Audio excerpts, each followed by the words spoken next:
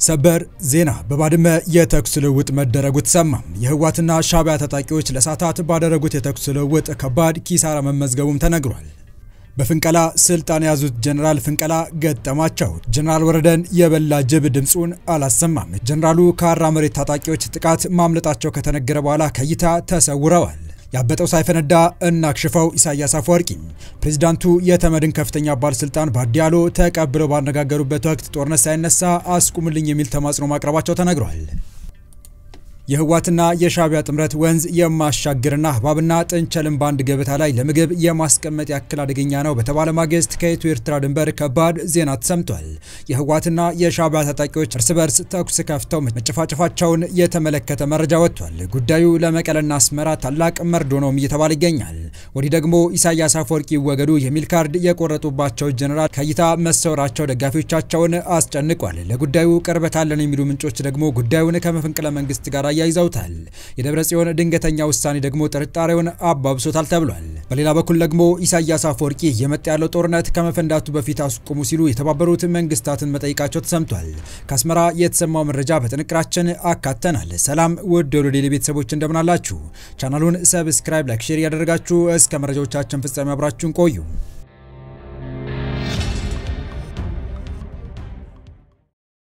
ህዋትና ሻዕቢያ እንደ ጥንቸልና እባብ አንድ ላይ መኖር የማይችሉ ፍጥረት ናቸው የሚል ትንታኔ በተሰማ ማግስት ጥርጣሬውን እውን የሚያስብል ሰበር ዜና ከወደ ባድመ ተሰምቷል። ጽምዶ የሚል ትብብር መስርተን እየተንቀሳቀስን ነው የሚሉት ሁለቱ አካላት በባድመ እርስ በርስ ተኩስ ከፍተው መተኳኩሳቸው የማያድቅ ጥጃ ከማሰሪያው ያስታውቃል የሚለውን ሀገርኛ ተረት አስተዋሽ ነው በሚል ብዙዎችን እያነጋገረ ነው። የህዋት ሰዎች ከኤርትራ መንግስት ጋር የሚያደርጉት ትብብር ጥንቸልና ኮብራ እባብ በአንድ ገበታ ላይ የመቅረቢያ አደገኛ እርምጃ መሆኑን የህዋት ጥብቅ ወዳጅ ፕሮፌሰር አሌክስ ደዋል ናገራቸው በትላንትናው ዕለት ዘገባችን ማድረሳችን የሚታወስ ሲሆን ዛሬ ከወደ ባድመ ይህንኑ የፕሮፌሰሩ ሐሳብ የሚያጠናክር ክስተት ተፈጥሯል።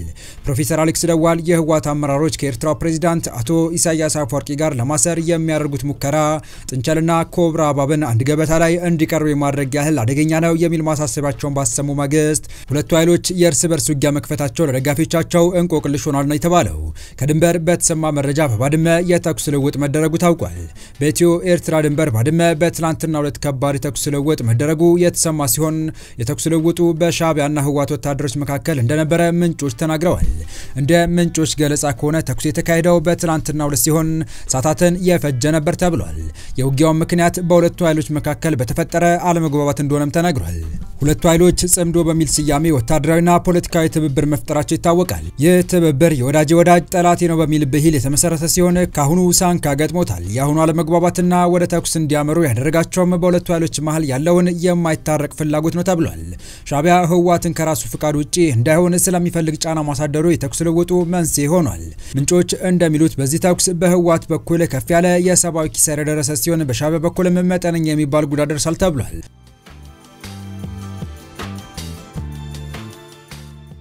በዚሁ ወደ ተከታዩ መረጃ ስናልፍ በሻዕቢያ እንዲወገዱ ትዕዛዝ የተሰጠባቸው ጀነራል ታደሰ ወረደ ከአደባባይ ጠፍተዋል። ጀነራሉ በጌታቸው ረዳ ላይ ያደረጉት በራሳቸው ላይ ደረሰ ይመስላል። ለጉዳዩ ቅርበት ያላቸው ምንጮች ጀነራል ታደሰ ከስልጣን መፈናቀላቸውን እየተናገሩ ነው።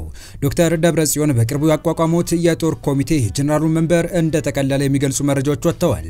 ህዋት ወደ አፋር ክልል ዘልቆ በአፋር መሬት ላይ ጥቃት በከፈተና የመልስ ምት ጥቃት በተፈጸመበት አጋጣሚ ጀነራሉ የጠፉት ከዚህ ቀደም አብሯቸው በአደባባይ ይታዩ የነበሩት የህዋት ሰው ምክትላቸው አማኑኤል አሰፋ በተለያዩ መድረኮች ላይ ለብቻቸው ታይተዋል።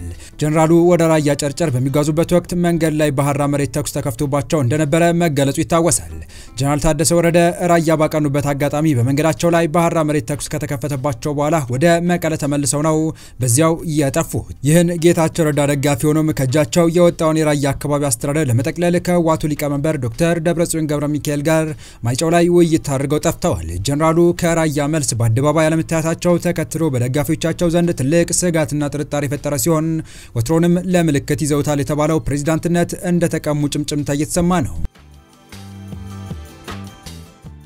በዚህ ላይ ደግሞ ህወሓት አቋቋምኩት ያለው ብሔራዊ ኮሚቴ ይፋ ማድረጉ ጥርጣሬውን ከፍ አድርጎታል። ጀነራሉ ለዚያም ውጥረት ባየለበት አጋጣሚ ከአንድ ሳምንት በላይ መጥፋታቸው መቀሌ ውስጥ ምን እየተካሄደ ነው የሚል ጥያቄ አስነስቷል። የጀነራሉ መጥፋት ከዚህ ቀደም ጌታቸው ረዳ እንዳሉት ችግሮች ሲፈጠሩ አለባቸው የተባለው የመደበቅ አባዜ ውስጥ ገብተው ወይም ለይስሙላ ከያዙት ፕሬዝዳንትነት ገለል ተደርገዋል እያስባለ ነው። በህወሓት አቀናባሪነት ጌታቸው ረዳን ተክተው በጠቅላይ ሚኒስትር አብይ አህመድ የተሾሙት ጀነራል ታደሰ ለይስሙላ መሰየማቸውን የሚያሳብቁ ክስተቶች በተደጋጋሚ ታይተዋል። የህወሓቱ ሊቀመንበር ዶክተር ደብረጽዮን ምክትላቸው አማኑኤል አሰፋ ጀነራሉን እግር በእግር እየተከታተሉ በመሰረተ ድንጋይ ማስቀመጥ ፕሮግራሞች ላይ ጭምር ባልተለመደ ሁኔታ እኩል ስማቸው አጽፈው ታይተዋል። ጀነራሉ ለጦርነት እየተዘጋጀ ነው የሚባልለት ህወሓት አካሄድ አልተመቹም የሚለው መረጃም ሲሰማ ነበር። ጀነራሉ በጠፉበት አጋጣሚ ህወሓት ከወረዳ እስከ ክልል ያቋቋመው የጦርነት ኮሚቴ ስራ መጀመሩ ተሰምቷል። ህወሓት እንዳቋቋመው የተነገረለት የጦርነት ኮሚቴ ወታደራዊ፣ ፖለቲካዊና ዲፕሎማሲያዊ ስራዎችን በበላይነት በተዋረድ የሚሰራ ነው ተብሏል። ህወሓት የጦርነት ዝግጅቱ በሁሉም አቅጣጫ እያፋጠነ መሆኑ የጠፉት ጀነራል ታደሰ በአሁኑ ወቅት በምን ሁኔታ ላይ እንደሚገኙ በውል አይታወቅም። ጊዜው አስተዳደሩ እየመሩ የሚገኙት በየመድረኩ የሚወክሉት ምክትላቸው አማኑኤል አሰፋ መሆናቸው ተረጋግጧል። የጀነራል ታደሰ ዕጣ ፋንታ ጠቅላይ ሚኒስትሩ በቅርቡ ፓርላማ ላይ እንዳቀረቡት እንደ ጌታቸው ረዳ በአየር ላይም ሊንሳፈፉ እንደሚችሉ እየተጠቆመ ነው። አሊያም ደግሞ በአድፋጭነታቸው ቀጥለው አይቀሬ ነው የተባለለትን ጦርነት በይፋ ሲፈነዳ ወደ ቀድሞ የህወሓት ጦር መሪነታቸው ሊመለሱ ይችላሉም እየተባለ ነው።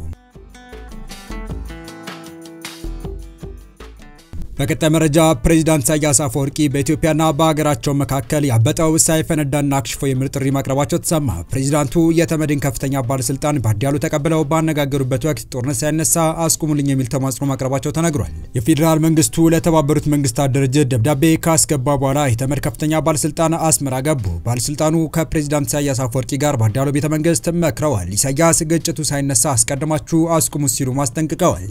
የመንግስታቱ ድርጅት የአፍሪካ ቀንድ ልዩ መልእክተኛ ጓንግ ኮንግ ወደ አስመራ አቅንተው ከኤርትራው ፕሬዝዳንት ኢሳያስ አፈወርቂ ጋር በቀጠናዊ ጉዳዮች ላይ ተወያይተዋል።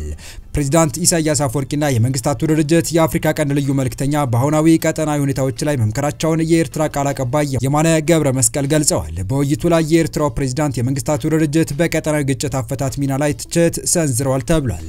እንደ ተመድና አፍሪካ ህብረት ያሉ ተቋማትን በመውቀስ የሚታወቁት ኢሳያስ አፈወርቂ የመንግስታቱ ድርጅት ሚና ደካማ ነው በማለት ወቀሳ አቅርቧል ተብሏል።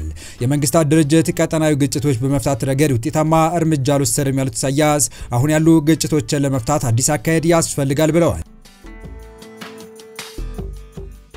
በአፍሪካ ቀንድ ወቅታዊ ሁኔታዎች ላይ ባተኮረ ውይይት ኢሳያስ ግጭቱ ከመቀስቀሱ አስቀድሞ መከላከል ላይ መስራት እንደሚገባ ማሳስበዋል። በአፍሪካ የአፍሪካ ቀንድ የግጭት ምንጭ የሆኑ ጉዳዮችን አስቀድሞ ከመቆጣጠር ይልቅ የዘገየ ውጤት እንደሚያመጣም ኢሳያስ ለተመዱ ልዩ መልእክተኛ ገልጸውላቸዋል። ግጭት ከተፈጠረ በኋላ ሰላም አስከባሪ ኃይል ማሰማራት የተፈለገውን ውጤት ሊያስገኝ እንደማይችል አጽንኦት ሰጥተዋል። በአፍሪካ ቀንድ የተፈጠረ ውጥረት የመነጫው ከዓለም አቀፍ ስርዓት መዛነፍ የመነጨ መሆኑን ኢሳያስ ገልጸዋል። ለልዩ መልእክተኛው ሰፊ ምሬትና ወቀሳ ያቀረቡት ኢሳያስ ቀጠናው በውጭ ጣልቃ ገብነት ወዳልተገባ ቀውስ እየተንደረደረ መሆኑን ጠቁመዋል። የተባበሩት መንግስታት ድርጅት ልዩ መልእክተኛ በበኩላቸው የኤርትራ ጉብኝት በቀጠናው ጉዳይ ላይ ለመምከር ያለመ መሆኑን ገልጸው ተመድ በአፍሪካ ቀንድ ሰላምና መረጋጋት ለመፍጠር ከፕሬዝዳንት ኢሳያስ አፈወርቂ አስተዳደር ጋር በአጋርነት ለመስራት ፍላጎት እንዳለው አረጋግጠዋል። የተወደዳችሁ የቻናላችን ቤተሰቦች ለአሁኑ ለእናንተ ይመጥናሉ ብታደምጧቸው ታተርፉባችኋላችሁ ብለን የመረጥንላችሁ ዕለታዊ መረጃዎቻችን እስካሁን ያደመጣችኋቸው ነበሩ።